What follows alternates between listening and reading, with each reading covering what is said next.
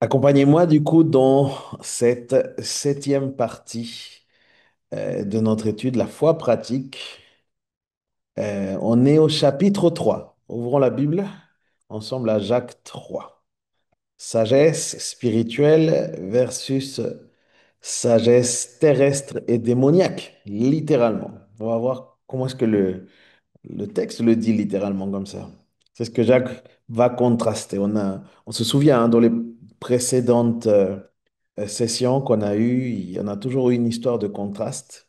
On arrive dans celle-ci, qui est la contraste au niveau de la sagesse. Le verset 13 ouvre le sujet avec une question. Lequel d'entre vous est sage et intelligent? Qu'il montre sa bonne conduite, ses œuvres empreintes de douceur et de sagesse. Jacques, quand je vous dis, il va nous piquer encore aujourd'hui. Alors, Jacques, euh, ce qu'il va faire, c'est que il va contraster euh, et il va nous amener dans une question qui est rhétorique, en fait. Ce qui dit Jacques, quelque part, c'est, d'accord, si vous vous considérez sage spirituellement, si vous considérez connaître les voies de Dieu, si quelqu'un connaît vraiment Dieu, eh ben, qu'il se mette debout et qu'il avance. En gros, qu'il s'assume là-dedans. Alors vous imaginez Jacques dire, bon, si tu assumes connaître Dieu, si tu assumes le fait de te dire sage spirituellement, maintenant laisse-moi éprouver ce que tu dis. Et il met justement ceux qui se considèrent sages à l'épreuve. Il ne va pas les examiner à la lumière d'un examen théologique, comme certains pourraient le croire, mais il va les examiner à la lumière de leur conduite, de leurs œuvres qui démontrent ce qu'ils disent. Un commentateur biblique dit que Jacques va éprouver leur sagesse, non pas à la lumière, encore une fois, de leur connaissance théologique, mais à la lumière de leur pratique chrétienne. Qui parmi vous, dit Jacques, croit posséder une compréhension spéciale des choses spirituelles? Qu'il croit aimer Dieu et être sage? D'accord? Alors faisons un examen. Et c'est ce que dit Jacques. Examinons donc à la lumière d'une vie pratique chrétienne. Et c'est ce qui va nous permettre de voir si nous sommes vraiment sages, ou mieux encore, quel type de sagesse contrôle nos vies. Est-ce que c'est une sagesse spirituelle ou une sagesse terrestre? Et du coup, dans ce verset 13 qu'on vient de le dire, il dit, lequel d'entre vous est sage et intelligent? Qu'il montre par sa bonne conduite et ses œuvres empreintes de douceur et de sagesse. C'est cette phrase dans la Bible. Ces phrases d'ailleurs sont pleines hein, de sens et parfois complexes à dire et à comprendre.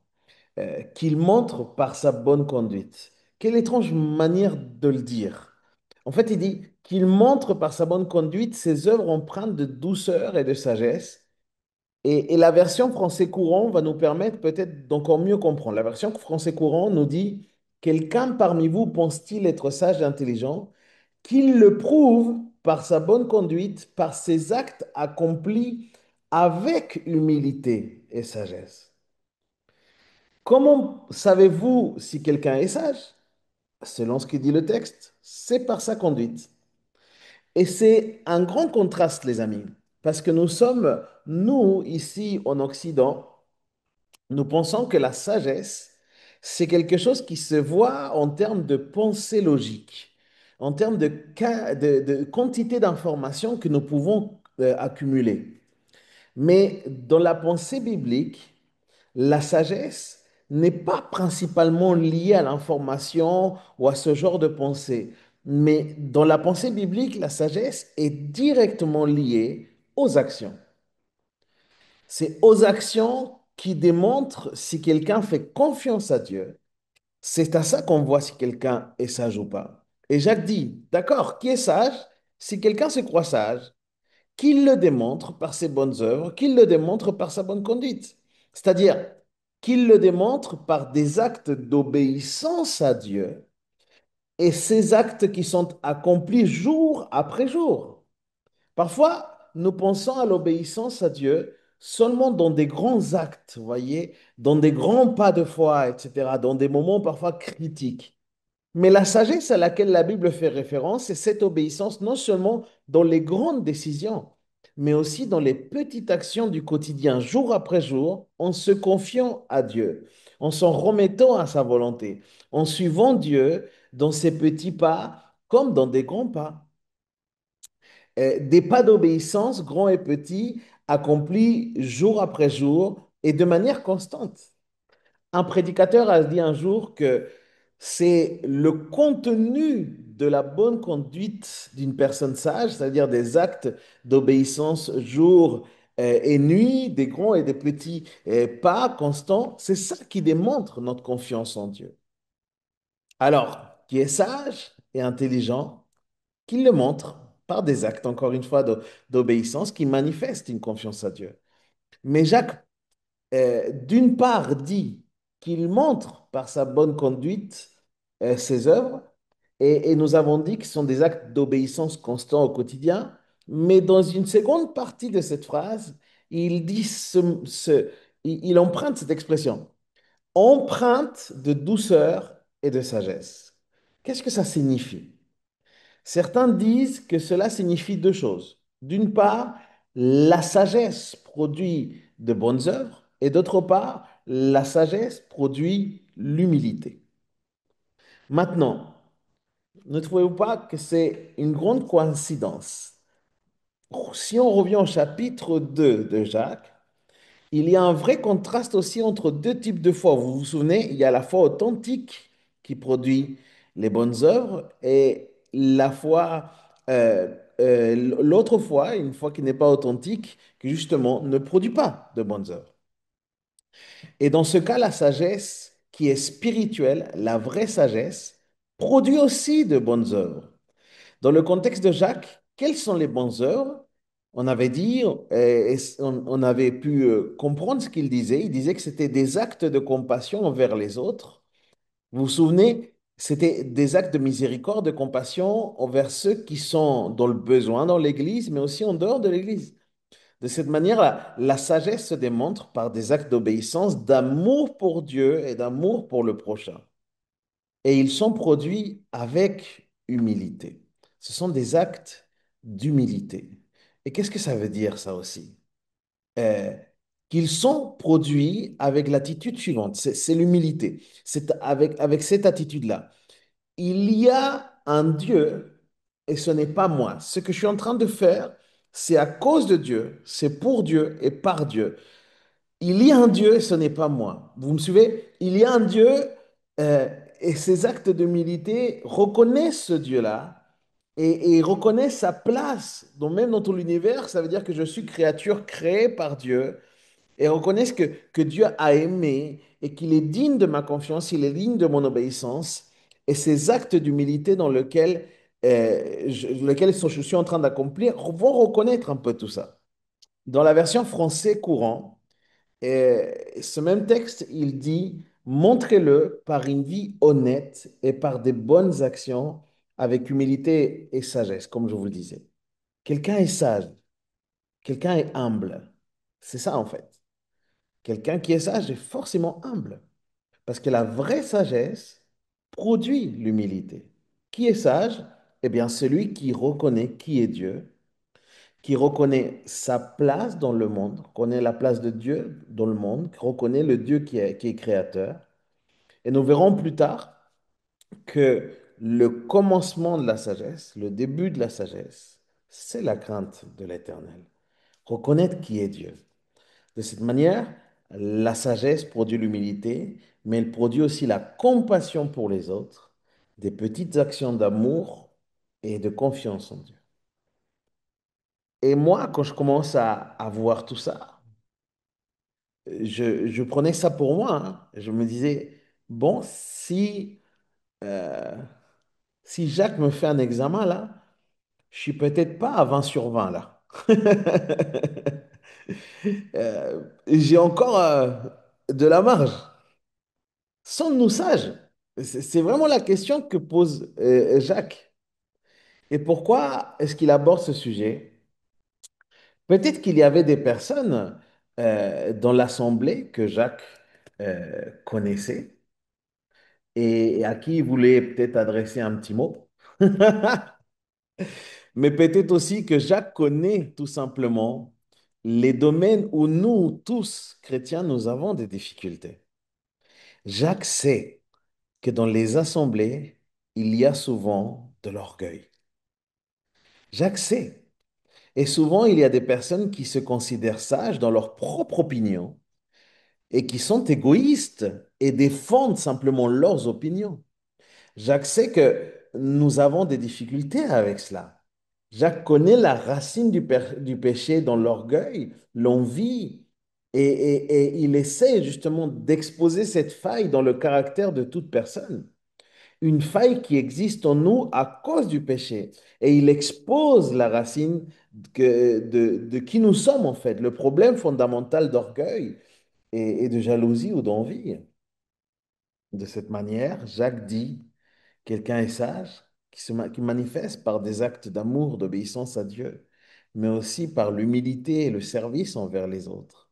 Maintenant, rappelez-vous que Jacques fait écho aussi au sermon de la montagne et aux proverbes. Je vous l'ai dit depuis le début, il y a une connexion particulière dans cet épître de Jacques au sermon de la montagne, Matthieu 5, 6 et 7, et sur aussi les proverbes. C'est-à-dire que Jacques pense la sagesse en termes d'Ancien Testament, ce que l'Ancien Testament enseigne sur la sagesse, et aussi ce que Jésus a enseigné du coup sur la douceur, puisqu'on parle là de la douceur. Ce que Jésus a enseigné de la douceur. Vous vous souvenez, heureux ceux qui sont doux, car ils hériteront la terre. Ainsi, Jésus lui-même, il va dire que lui, il était doux et humble de cœur. Vous vous souvenez? Prenez mon joug. C'est ça qu'il dit. Car je suis doux et humble de cœur. Les doux sont bénis aux yeux de Dieu. Il faut comprendre ça. C'est vraiment quelque chose, un principe spirituel.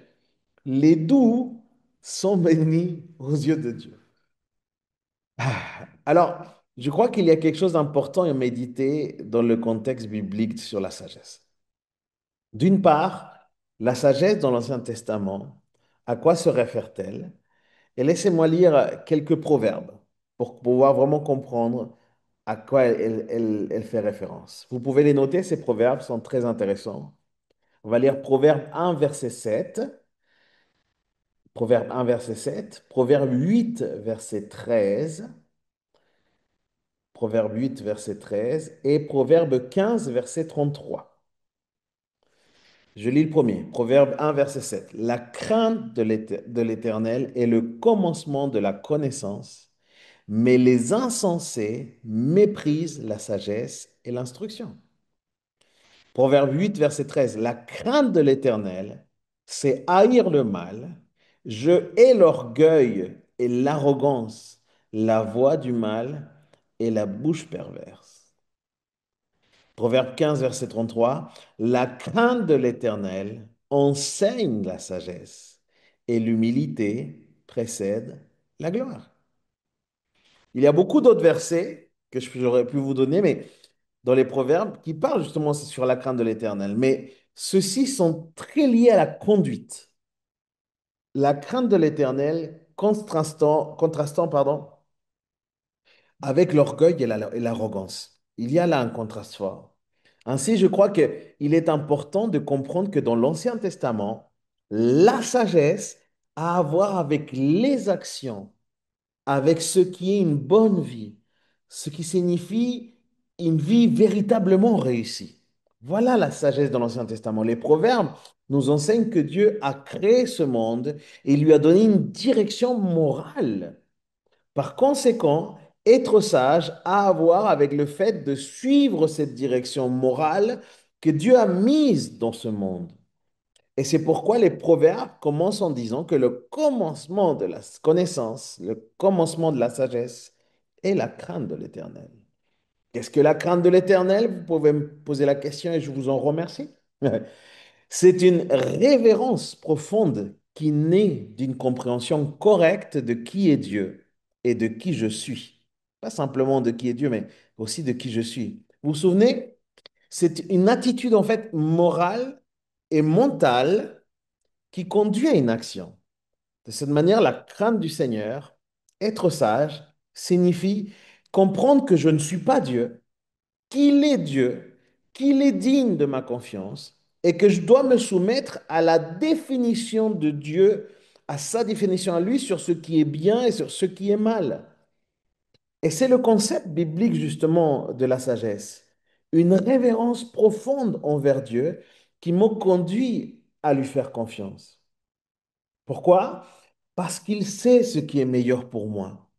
Il sait comment fonctionne le monde. Il sait parfaitement ce qui est bien et ce qui est mal.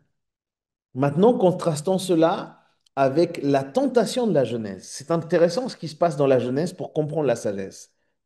Dans la Genèse, vous vous souvenez, la tentation, c'était quoi?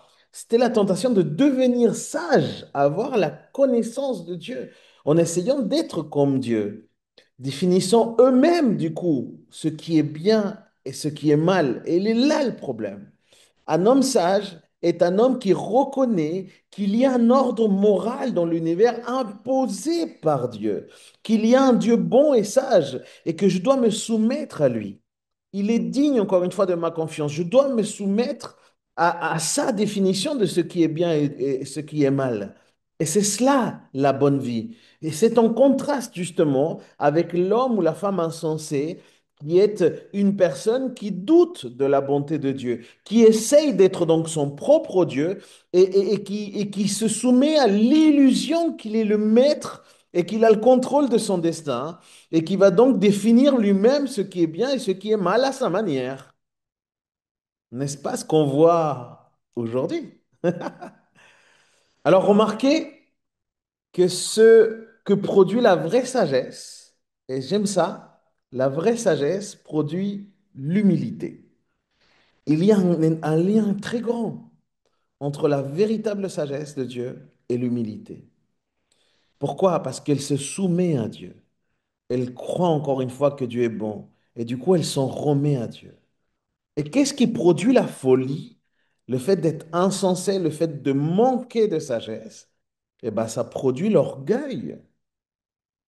Elle ne se soumet pas à Dieu, ne fait pas confiance à Dieu, doute de la bonté de Dieu. Et c'est ce que a à l'esprit quand il parle donc de la vraie sagesse.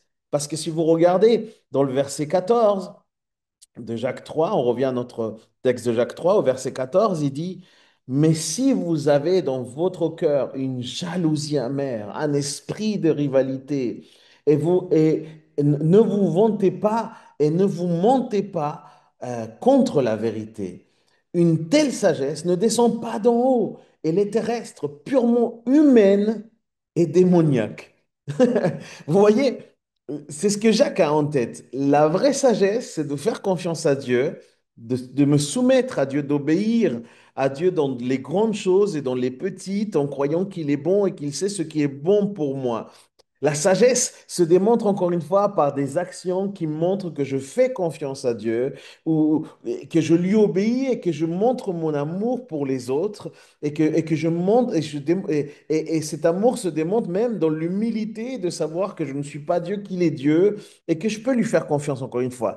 Et on contraste la folie ou cette sagesse démoniaque, parce que c'est de ça dont il est question, une sagesse démoniaque, au contraire c'est une sagesse qui est orgueilleuse. Elle défend ses propres opinions. Elle produit la rivalité, la confusion et ne fait pas confiance à Dieu parce qu'elle se remet à lui-même. Donc, d'une part, Jacques a ce concept de sagesse. D'autre part, Jacques parle aussi d'autre chose. Et on va aller un peu plus loin ce soir. Jacques parle de douceur et de sagesse. J'aime beaucoup ce concept de douceur. Vous ne savez pas à quel point j'en ai toujours besoin dans ma vie. Et j'aime aussi, je me nourris beaucoup de la douceur des autres, de ce que le Seigneur donne comme douceur aux uns et aux autres. D'où vient ce concept de douceur? Du sermon de la montagne. Maintenant, ceci est très beau, donc ce que je vous expliquais là, j'aimerais que vous puissiez vraiment me suivre dans le raisonnement que je vais avoir là-dedans à partir de maintenant. Euh, Quand Jésus commence son sermon sur la montagne, à qui est-ce qu'il s'adresse? À qui est-ce qu'il va enseigner. Et c'est très intéressant parce que Jésus vient sur terre, il grandit et commence son ministère et il enseigne sur le royaume de Dieu. Mais dans Matthieu, nous voyons immédiatement que ceux qui reçoivent l'enseignement du royaume de Dieu, ce sont des simples pêcheurs, ce sont des gens qui étaient à la pêche. C'était un groupe de personnes qui étaient considérées comme des héros dans la société gréco-romaine. C'était vraiment pas hyper honorable que d'être un pêcheur dans cette société à l'époque. Et Jésus commence à leur prêcher à eux. Dans la culture juive, c'était aussi des gens qui étaient marginalisés, pardon, des brisés par une maladie ou par le péché, c'est-à-dire que Jésus, du coup, s'adresse à eux et leur donne donc les béatitudes. Jésus s'adresse à toutes ces personnes, pas simplement les pêcheurs à la pêche, mais toutes ces personnes qui sont quelque part marginalisées. Et c'est étrange, n'est-ce pas? Pourquoi est-ce que c'est important de le mentionner? Parce que Jésus vient annoncer le royaume de Dieu est arrivé. Et je voudrais qu'on puisse comprendre ça. Les Juifs attendaient ce Messie qui allait annoncer que le royaume de Dieu est arrivé. Les Juifs attendaient un royaume politique et terrestre.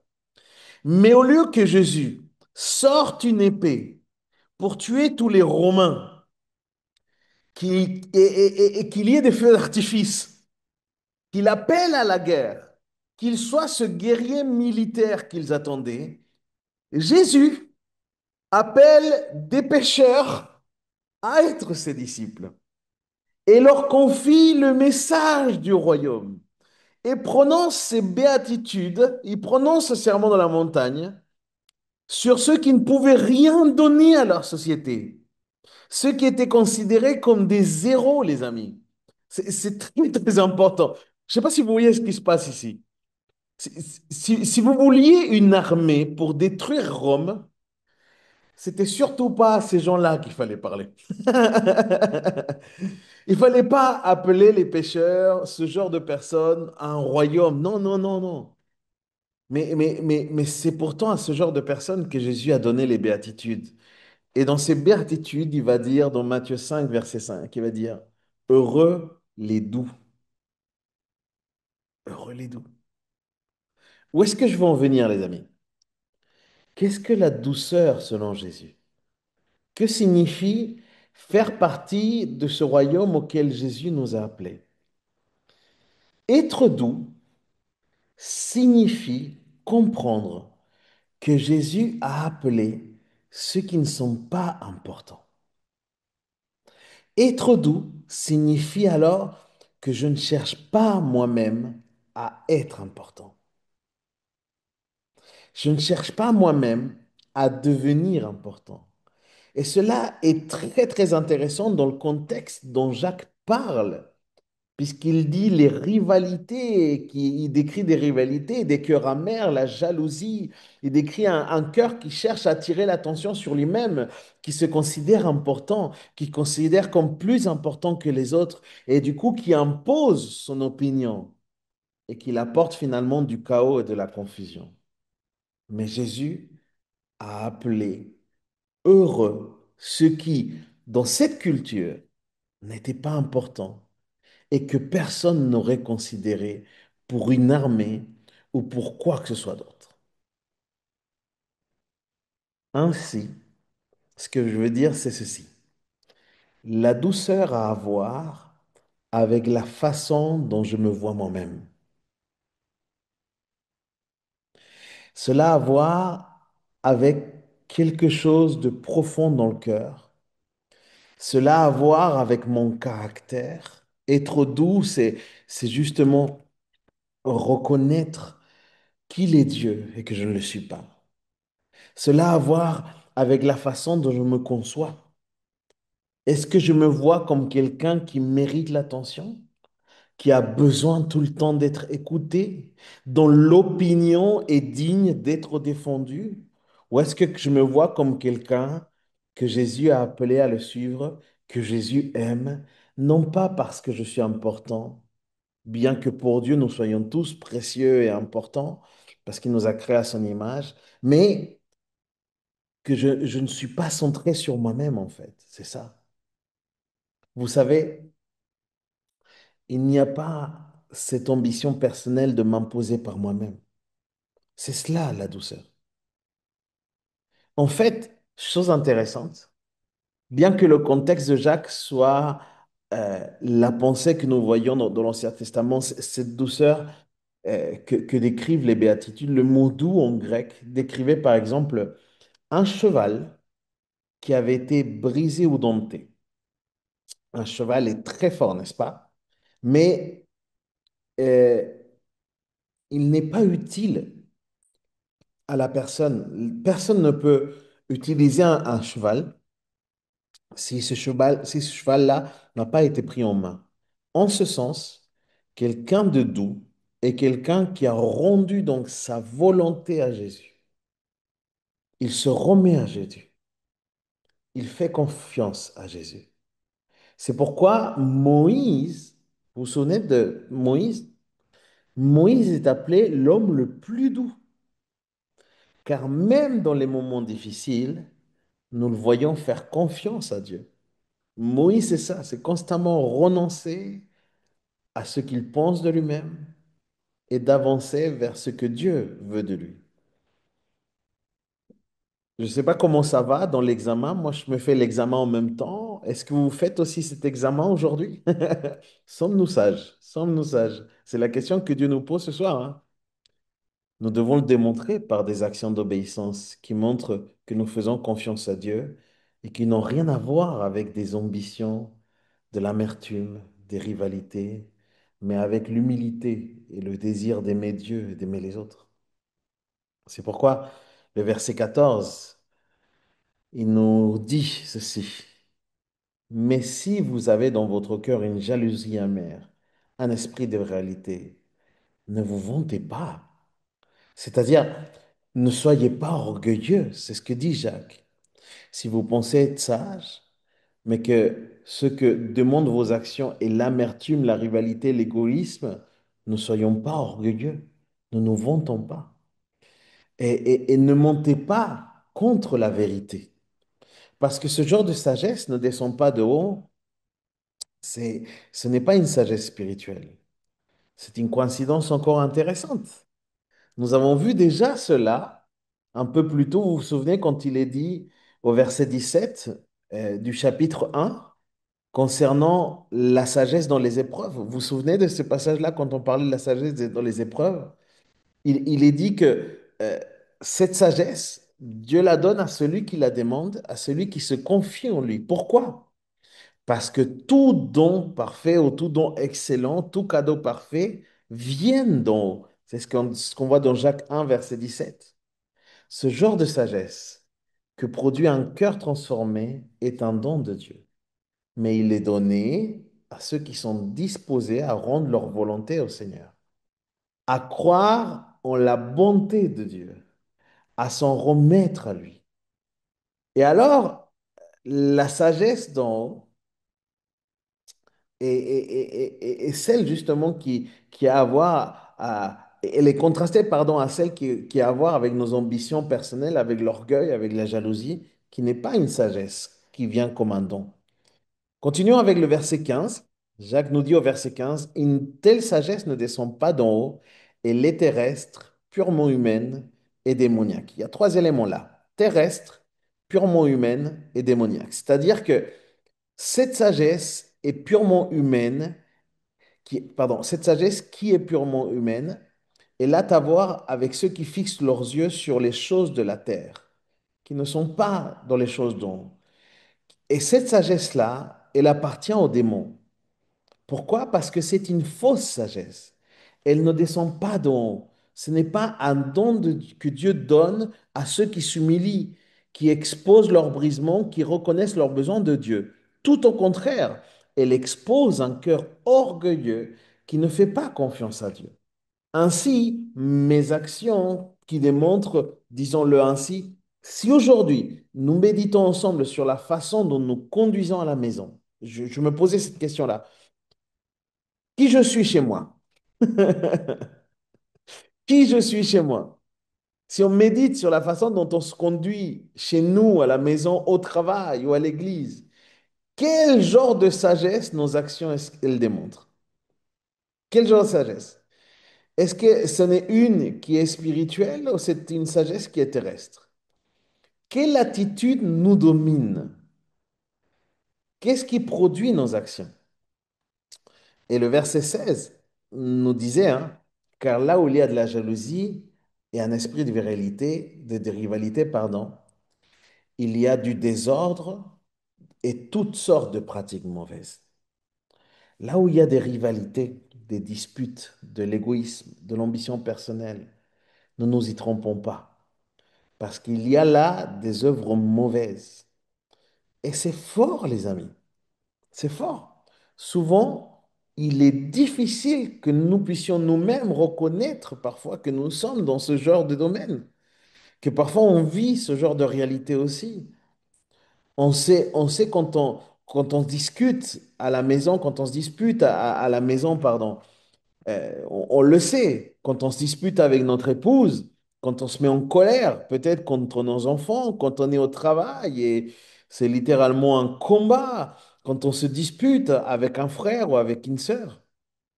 J'espère que nous arrivons ce soir à voir cela. Qu'est-ce qui sort de notre cœur? Si je me bats pour imposer mon droit, pour avoir raison, si je justifie ma colère constamment, c'est une œuvre mauvaise. Jacques nous dit que la colère de l'homme n'accomplit pas la justice de Dieu. Ça, c'est dans Jacques 1, verset 20, vous vous souvenez. La colère de l'homme n'accomplit pas la justice de Dieu. C'est fort. Il est bon de permettre au Seigneur d'exposer notre brisement et notre manque d'intégrité. Je vous disais que ça allait piquer un peu ce soir, mais encore une fois, c'est bon que Dieu vienne exposer notre brisement et notre manque d'intégrité, c'est nécessaire. Nous avons besoin de cela. Nous avons besoin que le Seigneur expose ces zones de notre vie qui ont besoin d'être transformées par sa grâce et sa miséricorde. Et c'est ça la bonne nouvelle, c'est que le Seigneur veut nous accorder cette sagesse. Alors, quel sera le résultat des attitudes égoïstes? Eh bien, c'est simple, le chaos, la perversion. Mais ensuite, au verset 17, Jacques termine en parlant du fruit de la sagesse. Il dit, mais la sagesse d'en haut est tout d'abord pure, ensuite porteuse de paix, pleine de douceur et de complaisance. Certains croient que porteuse de paix décrit une personne qui aime la paix. Elle est bienveillante, elle est douce, et donc cette sagesse est pleine de compassion. Nous avons vu déjà ça, effectivement, chez Jacques, un chapitre auparavant. Euh, la miséricorde, ce sont des actes d'amour et de compassion envers les autres, on l'a vu. La vraie sagesse est pure et tout le reste. Et elle démontre ce à quoi il les fait référence, en fait. Elle est pure, elle aime la paix, cherche la paix. Elle est douce, elle est bienveillante, pense le meilleur pour les autres, cherche le meilleur pour les autres. Elle est pleine de miséricorde, se concentre sur la compassion et l'amour envers les autres et produit de bons fruits, en fait. Cela nous rappelle aussi un autre passage. Je ne sais pas si vous vous souvenez, mais ça ressemble beaucoup à ce que produit l'Esprit Saint. En quelqu'un qui vient d'être rempli du Saint-Esprit ou quelqu'un qui est rempli du Saint-Esprit, vous vous souvenez, hein, l'amour, la joie, la bonté. Et il est dit, elle est sans incertitude et sans hypocrisie. Cette sagesse-là, elle est sans incertitude, sans hypocrisie. Beaucoup croient que cela décrit une personne qui parce qu'elle fait confiance à Dieu, sa vie démontre sa confiance en Dieu et au travers des actions d'obéissance, d'humilité, d'amour pour les autres. Quelqu'un qui aime la paix, qui cherche le bien-être, le meilleur des autres, comme on vient de le dire. Quelqu'un qui n'est pas naïf, mais, mais qui justement elle se rend compte quand il y a une zone de péché. C'est une personne qui se rend compte quand il y a une zone de péché, en fait. Mais cela décrit surtout l'attitude d'une personne qui n'essaie pas de s'imposer, n'essaie pas d'imposer son droit. Une personne qui n'essaie pas d'avoir toujours le dernier mot, de créer des rivalités, mais quelqu'un qui cherche à se soumettre à Dieu et qui, ça va, si l'opinion des autres n'est pas la sienne, ça va, c'est pas grave. N'a pas besoin de se battre. Quelqu'un qui peut vraiment tout remettre à Dieu. Et le verset 18, il dit ceci, le fruit de la justice est semé dans la paix par ceux qui travaillent à la paix. Le fruit de la justice est semé dans la paix par ceux qui travaillent à la paix. La justice a à voir avec les relations correctes, avec des relations correctes envers Dieu, une relation correcte envers Dieu et une relation correcte envers les autres. C'est le fait que nous avons la paix avec Dieu. Ainsi, cela nous amène à montrer notre amour et une compassion envers les autres. Et je veux juste terminer par ceci. On arrive vraiment à la fin ce soir. Je voulais être un petit peu plus court parce que je pense qu'on aura besoin de prier. Est-ce que vous vous rendez compte que ce passage ne traite pas simplement de notre conduite, mais ce que fait Jacques, c'est de nous montrer que notre conduite est le fruit de notre cœur, qu'elle est le fruit des motivations de notre cœur. Est-ce qu'on se rend compte? La question était forte. Lequel d'entre vous est sage et intelligent? Qu'il montre par sa bonne conduite et ses œuvres empreintes de douceur et de sagesse. Celui qui est sage, c'est celui qui démontre sa conduite. Et le résultat, c'est de savoir finalement qui gouverne, qui est au contrôle de notre cœur. Je vais un peu avancer, peut-être sur ce qu'on va voir la semaine prochaine. Euh, juste pour que on puisse comprendre la logique de ce qu'il y a. Euh, la semaine prochaine, ce qu'on va voir, c'est que euh, Jacques dit au chapitre 4, d'où viennent les conflits et les querelles en vous, parmi vous? N'est-ce pas des passions qui combattent, qui combattent dans vos membres? Et vous pouvez le voir, hein, vous pouvez le voir vous-même, hein. Après, il dit, vous convoitez et vous ne possédez pas. Vous êtes meurtrier et jaloux et vous ne pouvez pas obtenir. Vous avez des conflits et des querelles. Et tout ça là est vraiment costaud là, ce qu'on va la voir la semaine prochaine. Mais Jésus, lui, il dit quelque chose de très important, que c'est de l'abondance du cœur que la bouche parle. Tout ce qu'on vient, tout ce qui est constamment dans notre dialogue, dans la façon dont on traite les autres, est lié avec notre cœur. Et Jésus aussi, il dit que, encore une fois, que ce qui souille la personne, ce n'est pas ce qui sort, mais c'est ce qui est à l'intérieur. C'est pourquoi cette question d'intégrité a tellement à voir avec avec ce qu'on est en train de dire. Et que ce que nous croyons, vraiment, est-ce que ce que nous croyons, c'est vraiment ce que nous pratiquons?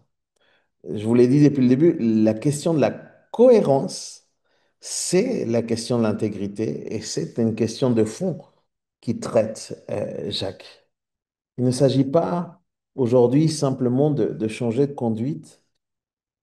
Il s'agit plutôt, les amis, d'exposer notre brisement au Seigneur, d'aller en profondeur, de nous tenir devant le Seigneur et de permettre qu'il expose ces zones d'orgueil, là où il y a de l'envie, là où il y a de la jalousie, là où il y a des ambitions personnelles qui nous gouvernent, afin que le Seigneur, alors par sa grâce et son esprit, nous transforme intérieurement.